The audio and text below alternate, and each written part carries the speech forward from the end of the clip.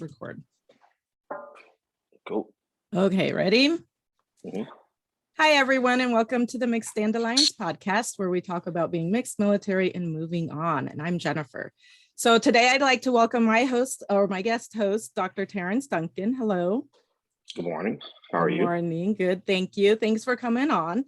Why don't we just start by you giving a little brief introduction of yourself, maybe explain your racial and ethnic background and how you self-identify.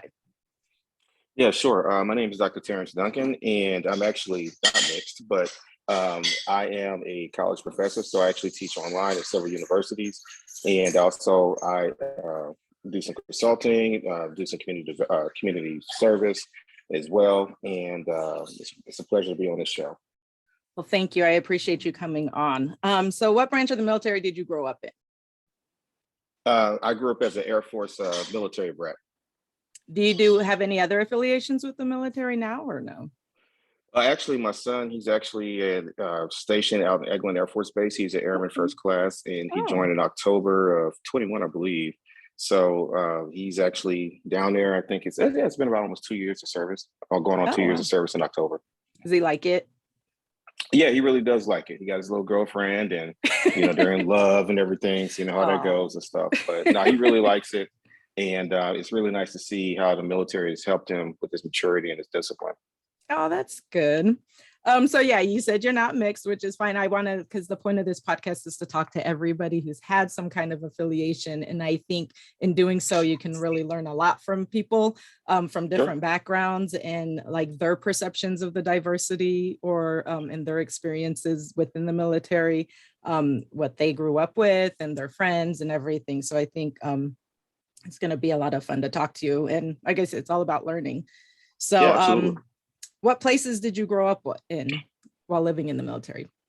So I wasn't like probably you or other, military brats. I was actually born at Scott Air Force Base. My family's from the St. Louis area.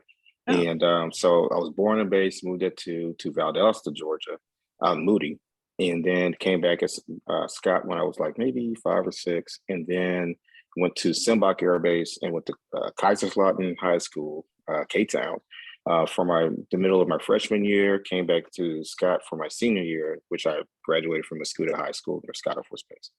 So that you said that's in Germany where you went to most of your high school years in? Yes. I always wondered too, like, because with a lot of, especially the people who were in Southern Illinois still, like what made them stay in Southern Illinois. But I guess that sort of answered my question, is because your family is from that area, right? Yeah, so that is the primary reason. So it's kind of funny because it's like when people, I had a conversation with somebody a couple of weeks ago, and they was talking about being a military brat and say, you don't really know what it's like to see or this and that. And I was like, man, basically St. Louis is home, So it's like, it's not like where, some of my friends who want to, living here where their families out on the East Coast or elsewhere and stuff, I can really say that St. Louis is my home. And so I thought about leaving the area? Yeah, sure. Even as recently as last week, I thought about possibly leaving, but no, St. Louis and Scott Air Force Base still is my home. Okay. What was I going to ask you? So do you wish you had moved around more, or did you like not having to be moving every couple of years? So it was kind of interesting because staying at Scott, it sucked in a lot of ways because you had a lot of friends rotating it out, right? And so before, we got on recording, we talked about, I've known you when we was in grade school. I was thinking originally that was closer towards the end of high school, but it was grade school. And so a lot of the people that I have on Facebook and social media, is from those rotations. And so I thought it was just a little different. I think that it would have been nice to move, but I travel more now. Because the fact that I didn't get that opportunity to travel much when I was a kid. So it's kind of like a weird, experience because like I said, the holidays, I just go across the river and I'm at my grandparents' house. And that was an experience that a lot of my friends on base did not have, growing up and stuff. So I kind of sometimes wish I would have, saw different parts of the country. Yeah, for me, like we moved every 2 to 4 years. So we were at Scott Air Force Base for 4 years. That was our second time. But yeah, like I had my family was in Ohio and Vermont and Okinawa, Japan. So the only time we saw my mother's family was when we were stationed in Okinawa, and we were very blessed to be able to have been stationed there. And then, and then we would just take road trips to Ohio and Vermont, either before or after we PCS'd somewhere. So, and even now I still have like that issue because we're in Chicago and I have no family here. So my husband's family is here, but it's difficult not having, your own family absolutely near you. And so now I've been wanting to move somewhere closer to my family, but no, it is, I understand that. So what about Germany? How did you like Germany? You were at an age where you'd remember it and could experience a lot. So how did you like Germany? What was that like? No, I love it. Germany was really cool because I think it really showed a lot of diversity of not only just service people in the military, but also just, you had a blending of a lot of unique backgrounds. You may have had it staying on, being stateside, but overseas, that was like, being Okinawa, you got everybody, so it didn't matter if he was Black, white, Hispanic, Filipino, Korean, Japanese, it didn't really matter. We was all, think about it, just on this foreign country, and that's it. That's all you had was, you and the other bases that was in the vicinity. If you competed in different, playing fields, sports, or, different competitions. But it was just a really unique experience. And, my fondest memories obviously will be from the Germany years compared to maybe the Mascoutah years. And so I have more of a closer attachment to my Germany folks than I do for the Mascoutah folks, just because I spent 2.5 years, overseas in my high school years. Yeah. And I feel like that's kind of an important like age, I guess. It's like developmentally, socially, it's all very like you learn a lot. And I think some of the things that you learn sort of stay with you. So what were some of the difference between like maybe going to the school in Mascoutah and going to the school? Because I'm going to assume you went to a DoDDs school in Germany. Absolutely. So what were some of those differences? Well, I think with the DoDDs school, we had a lot more attention to discipline. The discipline was much different because I stayed in trouble all the time. Also, too, is that you knew that everybody got it. Everybody understood that, everybody had different backgrounds and, different customs and just viewpoints and perspectives. Whereas if you go to a high school, such as Mascoutah or any of the surrounding schools around Scott Air Force Base, you're going to have, a bunch of locals. And then you got to mix in with some people that have military, experience or the military kid or whatever. And so that kind of, you really see the difference in that. And even just, as an adult, just being a military brat kind of gives you almost a little bit of an advantage of sorts because the way that you had to deal with the diversity of people, whereas maybe locally you're only used to seeing just maybe one group of people, maybe two at best. But, I just thought it was more fun. Definitely more fun, different food, love the food. So I guess maybe that's what kind of made me a foodie, because, you go to different people's houses and, it wasn't always the same thing, so I had Guamanian food, so shout out to the Hajis and Puerto Rican food and, just even, being African-American, just different, different types of food just from whatever their main region is from. So I thought that was interesting too.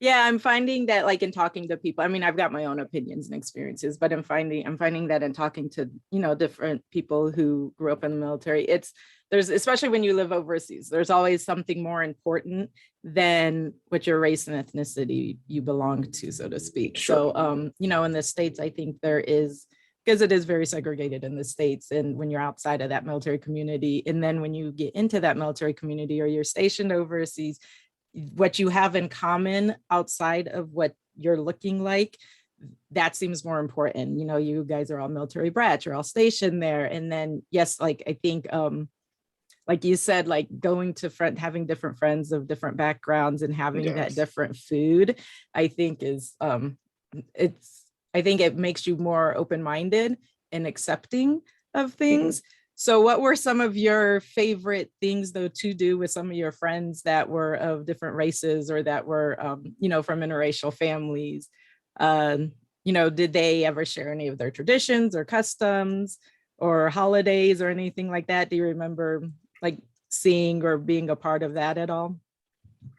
See, I think that not maybe so much of if there were customs, it probably wasn't definable like the way it is stateside, right? So You have your Hispanic Heritage Month, you have your Black History Month, you have your Asian American Month. I mean, you have all these different months, and it's almost seems like it's forced, right? But then when you're in a military base, it didn't really seem like that. There was always something going on, especially at the, at the NCO club or, whatever the case may be and stuff. There was always something you would celebrate it, but it was just didn't really seem like that big of a thing because of the fact that everybody had, different, backgrounds and ethnicities. We would all hang out at the AYA School Me Water Bowling Alley, or if we go to the movie theater, you're going to see everybody from your seniors to all the way up to your, depending on the type of the movie, maybe ninth grade, eighth grade and stuff. So I remember the first time I went, my very first movie overseas was to see New Jack City. So just showing my age, but I know, I was like, that's a long time ago. Yeah, I know, right? Yeah, so I was like, I'm trying to hide the grades right here, but but my very first movie I saw overseas was New Jack City, and I just remember just coming down the hill and just seeing all the people there, and I was just a little nervous because I didn't know nobody. Like I just recently moved to the States or Germany, and I just remember people just coming and asking me where I was from, and like I say, you see these people, you can't run from them. So you would pretty much be on a base. So it was a really nice experience here. There's some people that probably went. There's still some people that went to Scott with us that's still here, but it's just different. So I kind of like the closeness and the connectivity that we had in Germany, which provided that unique experience compared to maybe staying at Scott. Yeah, it's well, how do you think that's shaped you now as an adult? Like, do you ever think back, or like some of those lessons that you've learned from like growing up being in Germany and Scott Air Force Base in the military and the diversity you were surrounded with? And I think it was sort of normal, I guess. Like you said, it wasn't forced having those customs or holidays. It was normalized in a way. It was just everyday life. Do you think that shaped you, or you've learned any lessons from all of that as an adult, like in how you think or how you perceive people or situations? Yeah, sure. So in when I was in the industry, I did spend time in corporate America, and I just realized that, my patience and tolerance of folks was different compared to most, right? So I think that kind of really helps shape your worldview in a lot of ways.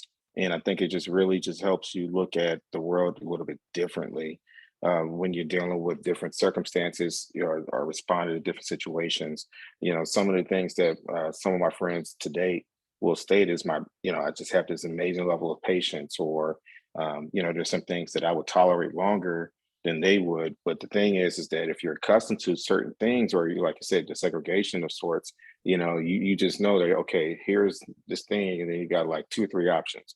Whereas because of my exposures being a military brat and just especially being overseas, I might have 7 options on how to deal with a situation, because, the very first thing I think of is trying to put myself in another person's shoes. So I do consciously think about that. And I think a lot of it has to do because I have to do a lot of leadership roles and interact with a different variety of stakeholders, whether it's on the academic level or at a community level. So it does make a big difference. Yeah, I think it's interesting that you say all that, because those are some of the things I try to I try to see myself in someone else's shoes. And sometimes there's things that I wonder, like, is it coming from that military background or the discipline issue? So I agree, like in the schools, the DoDDs schools, discipline was it was more of a focus, because too, like whatever we did could affect our parents' service, I guess, their career, like they could get into trouble. Whereas stateside, it's I guess there might be some focus on discipline, but no, I think within a DoDDs school it is. And then I just try to those are all things like your expectations, and just like I said before, being more open-minded about things and how you read things. And it's one of the things that we were younger, so, but I do remember with you, I remembered you were smart and that you were pretty chill. So like when you said like your patience, I'm like, yeah, like that's one of those things. Like I always have like 1 or 2 things I remember about people. And I remember, yeah, like you were pretty chill. Like I don't remember seeing you get into fights, but maybe I just didn't see it. Like you were smart and you were pretty chill. Those are all like things that Yeah, thank you. I appreciate it. that I I remember remember. you always smiled and you always had a laugh and you was quiet and you Yes. was smart yourself, you know. But yeah, but it is true and stuff. I mean, yeah, I was just a very chill guy. I did fight a lot though. You know, you probably didn't see it. I'm glad I you don't didn't see it, believe but it. yes, I did fight. Oh my gosh, yes, I used to fight a lot. But Don't yeah, believe it. but yeah, it's funny, but it does shape your worldview. But I just think it's really, you know, like I said, I just kind of makes this conversation makes me think about a conversation I had with somebody. He's from East St. Louis, and we did talk about, you know, the experiences, whatever the case may be. And I said that, you know, those things will help your foundation, but that doesn't mean that you have to adhere yourself totally to those principles if they're not Mhm. healthy. You know, so letting go of, you know, bad, letting go of bad traits or, you know, things that kind of, you know, suck the life out of you. You know, I got to let those things go and just kind of focus on the positive. No, I completely agree. And I think adjusting, and I think growing up in the military helps us adjust to changes and helps us to like rethink and sort of process and then figure out what is our, you know, we got to work the problem and what's going to help us work that problem and move forward. And if that's changing something, then I think I think growing up in the military or being around that military community, that's something that's helped us. So then so you were talking about like the school in Germany and going to see the movie. How did you adjust when you moved there? I mean, you were pretty young, you were high school. So Yeah. how did you make friends and, you know, what were some of the things you did? So really, I bounced around I was kept from crew to crew, and similar to like it was when I was growing up when we went to school together. Um, it was different. It was a really different experience. I did change a lot. It made me a little bit more. I ain't gonna say edgier and stuff, but you know, Air Force kids are different than Army kids, Right. right? Or So Marine Corps uh, kids. and Marine Corps kids. And when you're in Germany, you get a lot of Americana in Germany. So there was a lot more fights, right? But I kind of like that though, because it's, you know, in a way it kind of tucked me up a little bit differently than being in the Air Force, staying at Scott. But also too, I just think I had a fond appreciation for relationships. So you said like generally love the people that I interacted with in Germany. And you know, as recently as maybe a couple of months ago, somebody was working on her doctorate and she stays in North Carolina and she just happened to reach out to me on Facebook. Like I haven't talked to her. I mean, we'll, you know, like each other Facebook posts and stuff, but just to have that connection and just say, hey, Mhm. T, can you help me with Scooby this and that? And I haven't spoken to her. I mean, well, I heard her voice on the phone that time, but you know, just like with you, I haven't spoken to her over 20 something years. And so I think that's something that's really, really cool when you really think about it and stuff. You didn't know at the time that you're forging these lifelong relationships where you can pick up the phone. It's almost similar to our parents who served in the military. You know, my father passed in 2017, and it was just amazing, just like how many people called from all over the country, all over the Mhm. world. You know, people who retired and are staying internationally, and you know, it's like, yeah, I heard about Chiefs passing and you know, blah blah blah and stuff. And it's just, you know, it's just a really unique experience where you can have people from all over the world just still connect. And so didn't see it maybe at the time, but you know, it's really interesting doing that now, and even to the point where for a while pre-COVID, we were having like biannual meetups with some of the people from Simbach Air Base, and we would get together. And you know, yeah, our memories are getting kind of foggy because of old age and Right. everything else in between stuff. But it's really nice just to still maintain a relationship with folks for 20 years ago. I don't think you can do that with Germany. I mean, Germany. I don't think you can do that if you didn't live in a military base and people kind of go away. And even so, like there are people who I went to high school with here that I don't talk to. You know, I mean, like I'll Mhm. see them or say, "Hey, how's it going?" But there's not a kindred spirit or a bond of brotherhood, sisterhood, you know, that you would as a military brat. You know. I completely agree. And I'm seeing that more now, especially since I started this podcast. And, you know, I'm putting things up on Facebook and, you know, asking if you want to be a part of this, you know, be a guest. And it's one of those things where you just kind of pick up, like, it's not weird.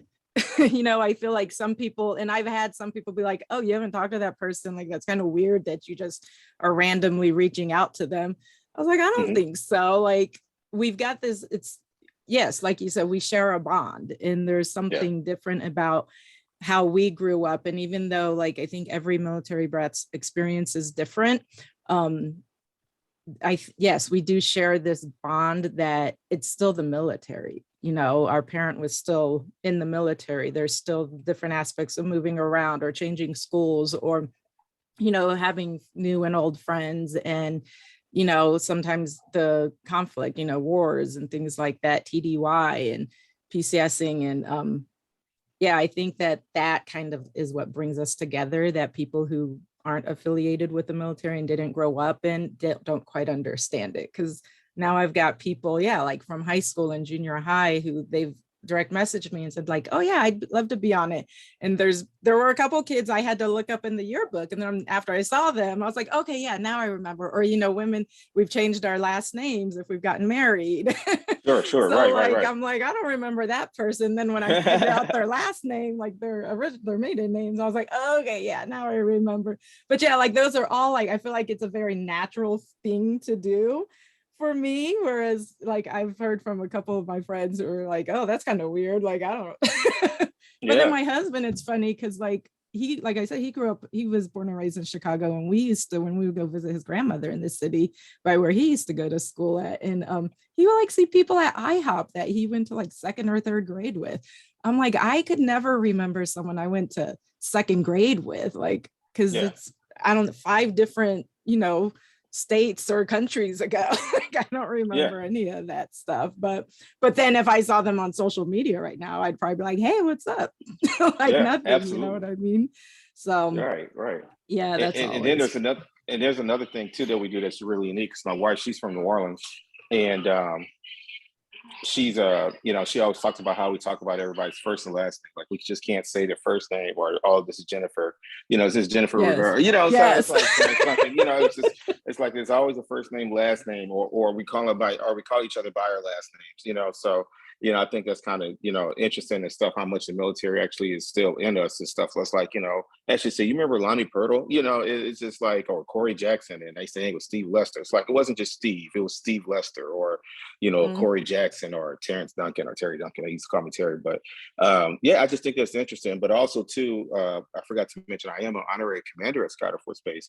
And just to you know, just to chime into what you were saying, it's really interesting because a lot of the people who are working with their wing commanders, you know, this is like a whole new, you know, novel virgin experience as far as being on a base and things like that. And here I am. It's like, yeah, I was born at Scott Air Force Base. You know, here I am now with a, you know, 375th Med Group, and you know, even just understanding some of the basic tenets of, you know, military operations and just their, you know, their attention to detail and stuff is not brand new to me. So it kind of felt, you know, even though it was a new experience, it didn't feel that completely new because I was comfortable in that environment. Mm-hmm.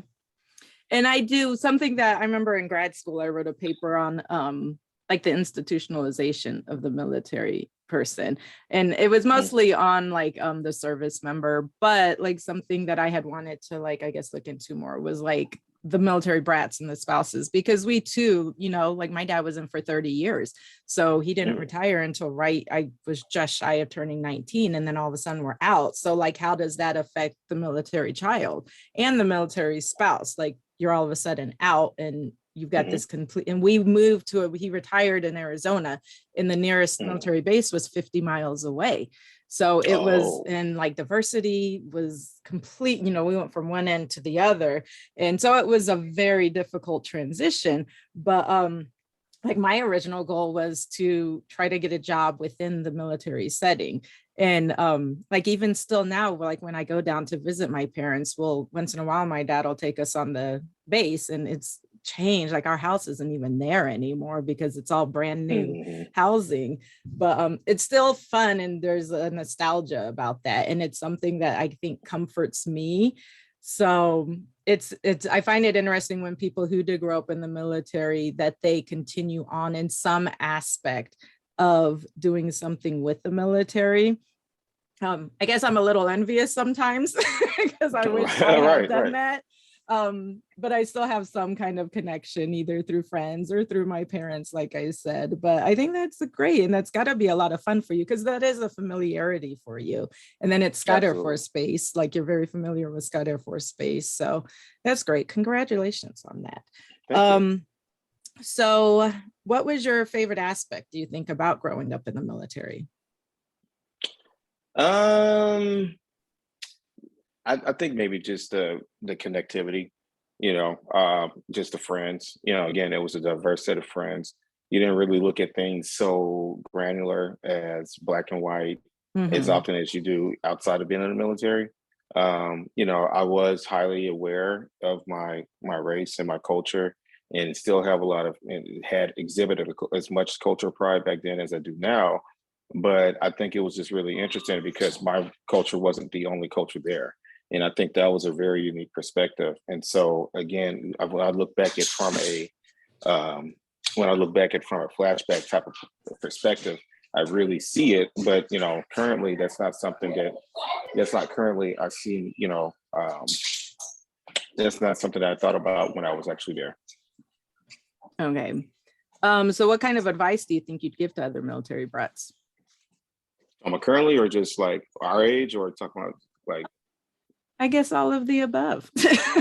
I think currently it's stuff. I think for those who are our age or close to our age, just continue to remain in connection with your counterparts and stuff that you grew up with. I mean, it's just talking to you and just seeing your face and everything. I mean, it just made me feel a certain type of way, because it just brought about a lot of not only just warm memories, but just kind of, again, it's just a very unique connection and a bond, and I think that's something that's very organic, that you and I would share, and as well as other people that we went to the military base with, our bases with, compared to maybe somebody that you just met through work or wherever the case may be. And I think for kids, who do listen to this podcast, whether it's today or years from now, enjoy your time, create your friendships. I think that you guys have something way much different than we did. Like we had no way to remain in contact. It's like how many times did we had our feelings crushed or whatever the case may be and stuff when people moved out, or if we was Yes. dating somebody and then they got the orders to leave. And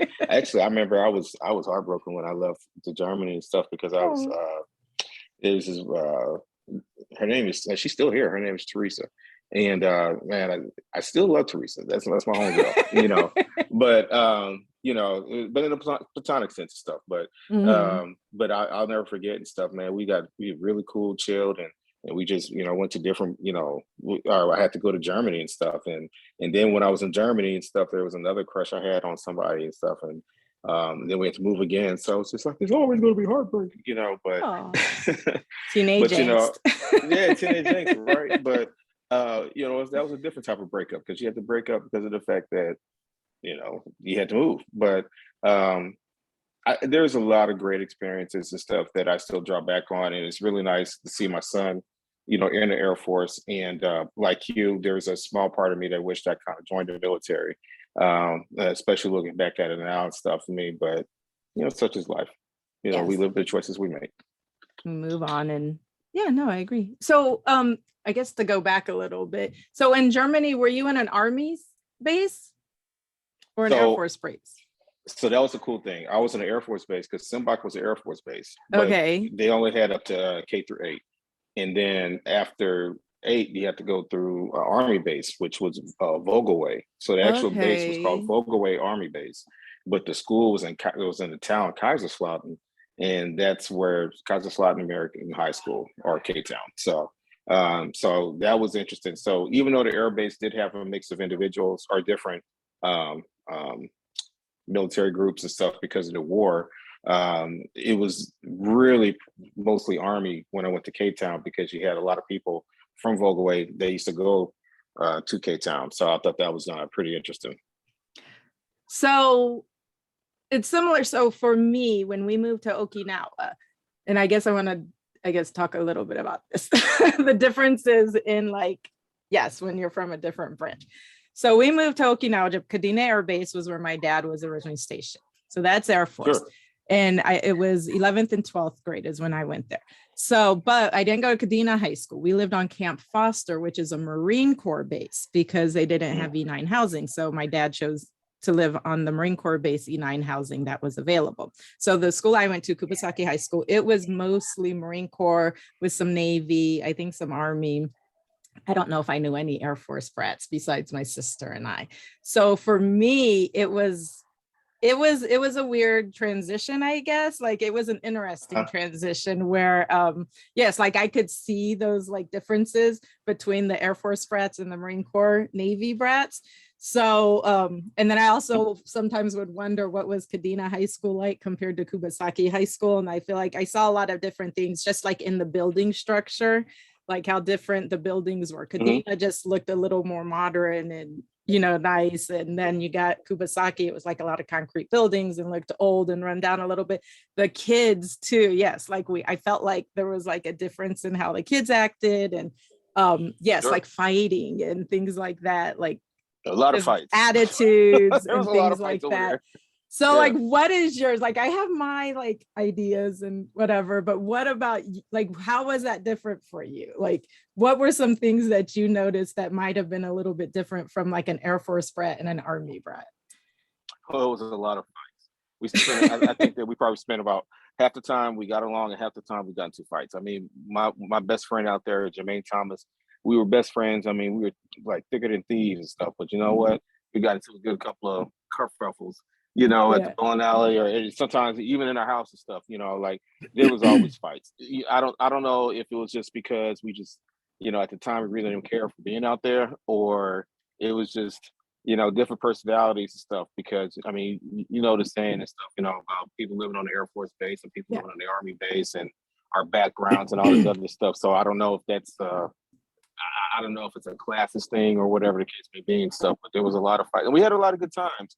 But there was disagreements often ended with people getting, tossed around or getting, punched in the face or whatever. But yeah, I tell you what though, it's the funny thing about it is where stateside things are just so different nowadays, stuff, on a base and you're sitting there 5,000 miles, 3,000 miles away from home, you got no choice but to see the person again, so and there was just no getting around it, because not only did you have to see the parents, see them, but you also saw them parents too. So you'll be at the commissary or the bowling alley, if we're all in the bowling teams, our parents will be there, and then you had no choice but to talk it out. Or, if we played sports, we would be right there and stuff. So it wasn't like, oh, okay, well, I don't have to see this person for a while, or, whatever the case may be and stuff. I mean, you couldn't go to your grandparents' house for the weekend and stuff, like you literally had to deal with it. So, but I think that's, that, and then just being overseas, you really didn't have a lot of food options. Like we talked about the way that different people cooked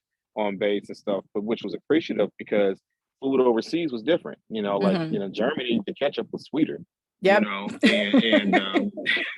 I'll never forget that. And it was just so weird just seeing the McDonald's in Germany, so I thought that was interesting too. So even though they try to Americanize it and stuff, the food choices on base was just basically a pizza, Burger King, and whatever you would get at the, whatever little small little restaurants they had associated with that base. And whereas now, I mean, it's really the same thing even on Scott and other bases and stuff. You don't really have a lot of food choices, but you would have to go out in the community and stuff. But also, I couldn't drive until it was 18 in Germany. In Germany, you have to be 18. So I thought that was different. But the cool thing was, just thinking about it, I remember when we first moved to Germany, we couldn't get on base. There was a waiting list to get on the base because they was bringing so many people for the war. And so we actually stayed off base at, I forgot the German town. So I thought that was cool because we stayed in a German house. And so their whole bathroom setup was different.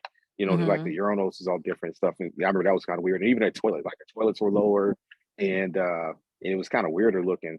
And just even the milkman, I remember there was a milkman that used to come to the house and stuff. And he would just come and whatever he would say in German about the milk. And all I kept on saying was 9, 9, 9. Yeah, I think finally, I said da or ya or whatever and stuff one time just so I could taste the milk. And even the milk tasted different, so I was so I just even remember just what the village looked like, just coming from the village to go into the air base. I thought that was a kind of interesting experience and stuff. But yeah, it was cool overseas. It's one of those things that, and even some of the places I went to. So I went to Austria as a kid for camp. I played Little League baseball, and I remember we played against the Japanese team, the Dutch, French, and I forgot another. Yes, it was Little League World Series, and I thought that was really cool because, like, they was speaking, we're on playing baseball and everybody's speaking their native language. Mhm. And so it was a different level of sportsmanship and camaraderie and stuff, because here we are, we're playing this universal game, but we all, most of us can't speak each other's languages and stuff. So, I thought that was pretty cool. And I remember we actually had somebody from the Netherlands stay with us. We actually sponsored Oh, a wow. Dutch team. Yeah, because the one of the tournament games was at Scott, or not Scott, at Simbach. And I remember this little Dutch kid, he brought me like a big ball of cheese, and I was just sitting there thinking like, what the hell I want with this cheese? It was like a big old Was it ball of good? cheese. Did you eat it? I don't eat cheese. Yeah, I mean, Oh. it's well, I guess I remember my mom and dad like, or no, my dad didn't eat cheese. My mom liked it. My brother liked it, but it was just kind of crazy and stuff, because here was this big old ball of cheese and stuff. I mean, he could have brought like some trinkets or something like that. But he gave me a ball of cheese. I'll never forget that. I remember that thing sat in the refrigerator for a long time because it didn't go bad, and so it was just one of those things and stuff, like, hey, what are you gonna do? It's probably good fresh cheese too. Yeah, it probably was fresh cheese and stuff. We went to I remember I see the red light district, and my mom snatched my back of my shirt because I was trying to wander over there. Um, Oh. yeah, so that was the first time I saw people smoking weed like openly, out there in the sky. And, Oh my gosh. and then it was like I say, it was just a lot of unique experiences. Um, we went we went somewhere else. My mom went to Paris. My parents went to Paris because that's when I stayed behind for a baseball tournament. And I remember seeing the German castles, the German malls. It was really interesting, just the experiences stuff. So That's that's why I say amazing. that's just something that can't take away. Yeah, yeah. No, yeah, that's awesome. Well, that's good that yeah, because we ended up we were stationed in England, and I remember the milkman, and there was a lot of different things. And but then for our honeymoon, I was like, no, let's go do something big. So we went to Europe for 2 weeks. We did England, Nice. Amsterdam, Germany, and Paris, and we just took a Okay. Eurail everywhere. And yeah, it was gorgeous. It was amazing. I'm glad that my husband was able to experience that too, because it's very different. And I think it's just, yeah. And then yes, so like McDonald's and everything, like I just actually had a conversation with somebody on her own podcast about like you should always try the McDonald's when you're overseas, because Oh it yeah. tastes different. Like the Way much ketchup, different. yes, the ketchup, the mustard, the syrup, like on your pancakes, everything tastes so different. So you should always experience that at least once. Like, don't think, oh no, McDonald's is American, when McDonald's is the same as all McDonald's. No, you should No, no, always not. try it. And then it's like trying, like Americanizing things. So they're wanting to do that, but it's never like exactly the same, because you always got to put your own little spin on it. So that sounds like so much fun. Absolutely. So is there anything, so I know you have a podcast. Why don't you mention that a little bit? Talk about that. Yeah, so I have a podcast called Mahogany Thoughts. It's not really active at this moment because I'm pulling in all these different directions, but it's a podcast that focuses on Black social economic issues. So what it does, it just takes takes a look at a lot of the issues that's been predominant in the African American community, and just we provide discussions and ways to address it. So we spend a lot of our episodes talking about mental health, police brutality, running a business, trying to build generational wealth. We've talked about just regular, just topics that might be unique to the African American diaspora, and we try to bring in different guests as they come along. Like I said, I've shelved it for now, just because there's some projects that I'm working on, but it is on Spotify, and I'll probably get back to it maybe later in the year. But right now my focus is just trying to get some of these projects up and going, such as online content. I did have a book that I just released on relative to that, and some other things, and then I could probably go back to focus on podcasting. So after I get off the phone with you, I'm back in the lab, so I'll be recording some videos for my online material, and but being creative, I really appreciate that. So that's one of the many things that I regularly do. Yeah, and it like you said, it is still active on Spotify and on YouTube, right? So you may not be doing new episodes now, but it Mhm. is, you still have several episodes on there. So hopefully people can go on there. I've listened to a few of Yep, them and I really like them. And like I said, it's all a learning process. So you appreciate may it. not think that it like pertains to you, but I think a lot of what you've talked about can pertain to like a wider audience as well as a specific audience. So Mhm. no, hopefully some Yeah, people absolutely. will catch on, like you said, Spotify. And is it on Apple Podcast or no? I don't know. I'm not the most tech savvy person. I Me try to do the neither. thing to put it on Apple Podcasts and stuff. It's not on there. It's on iHeart. It's on Amazon. Okay. If you go on Amazon and you search it, you can see the podcast. How I got it on Amazon, who knows? But it's on there. But no, the people that have listened to it, I had a lot of good feedback, and I think it's really good. I just like kind of like what you're doing. You're doing something that you're passionate about, Hmm. right? And you never know what could come up, what could come out, beyond that. You can educate other people. It could be a call to action, or sometimes it's just a release. So I did it during the pandemic. I really enjoyed it, and it's just another dimension. Got a chance for people to listen. Not so much of. I know I put a lot of, I guess, intellectual posts or whatever the case may be. But I think it's really nice to hear my voice, as I kind of articulate those issues, because, I always say the way I write and the way I behave and talk are three Hmm. different aspects and stuff. And so, one thing that I do, which is an extension of Mahogany Thoughts, is that the stuff that I do that's in the community, it's intentional, and I try to work with, people who could be considered as at risk, or people who might need the assistance and services. So just really, to me, it's just my way of giving back, right? And so I do a lot of other stuff like project management. I do a lot of consulting. I do a lot of, educational stuff. But it's just really nice to give back, and I think the honorary commander thing is a really cool thing too. Just to see things from different perspectives. And I think that's something that military vets that we appreciate. And I think you could agree is that we do have almost a more of a natural curiosity, and we would seek those Hmm. things out, because it's like it's most of the time it's just us. We don't have 10 to 15 people to wait on and stuff. It's just mostly us. So we're going to be more um, more likely to go out and seek those things out. And that's what I really appreciate about not what I do, but just even interacting with you on this podcast.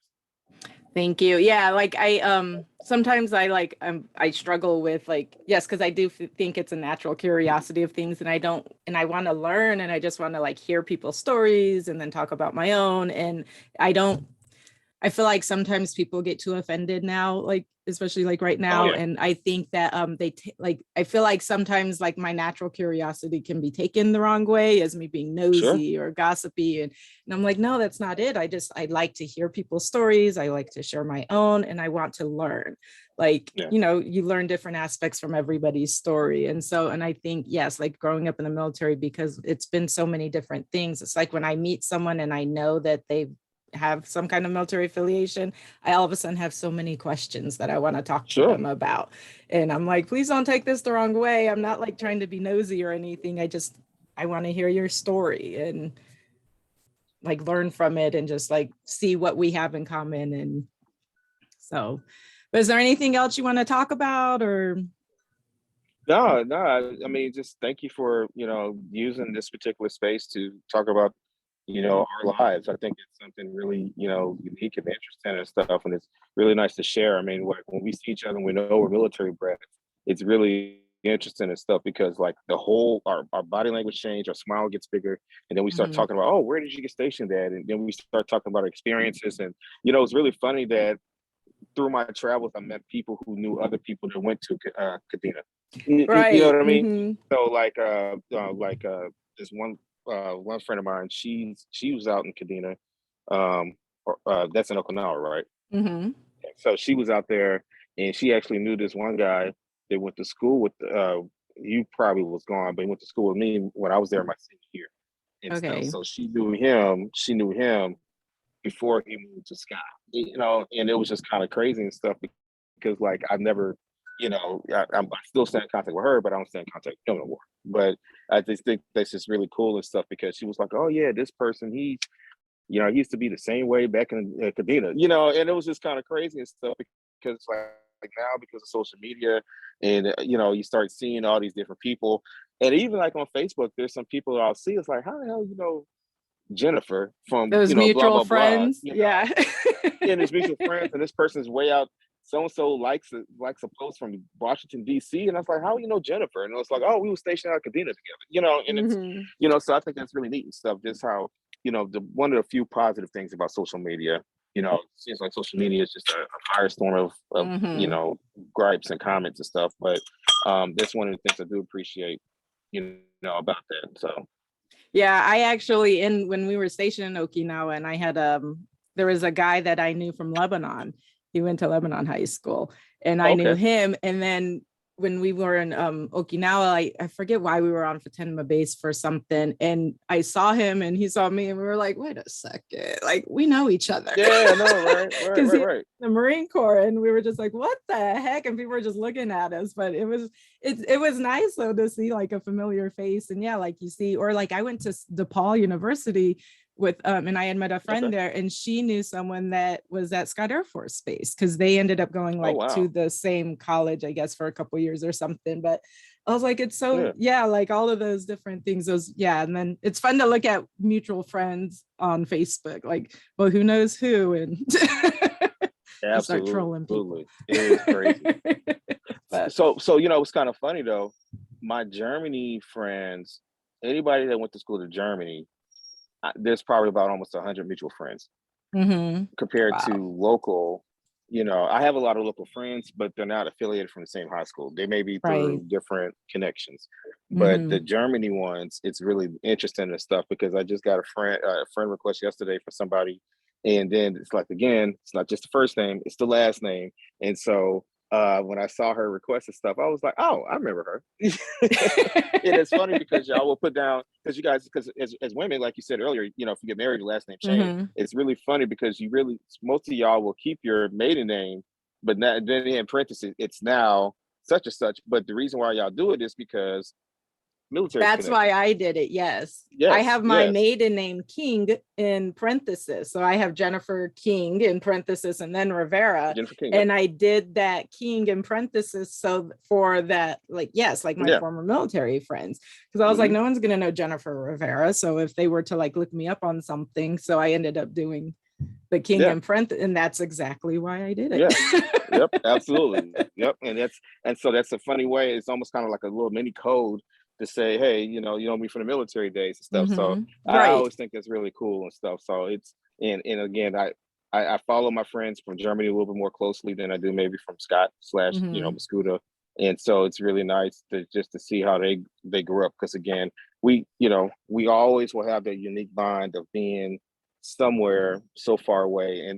And even just, and to be honest and stuff, I mean, because Scott is so close to a major metropolitan city. So that kind of dilutes the experience of sorts. But I know there's other bases, like maybe a Minot or whatever that may be more isolated, base Air Force bases and stuff where they have similar experiences. I think that's really the unique thing about being in the military, because you create a lot of these unique bubbles that you're able to latch onto and be able to maintain those relationships differently than you would for a lot of your organic relationships you have here stateside. Yeah, and I feel like when you were mentioning too, like with the last names, I think because I feel like, at least in my experience, like we knew the parents as well.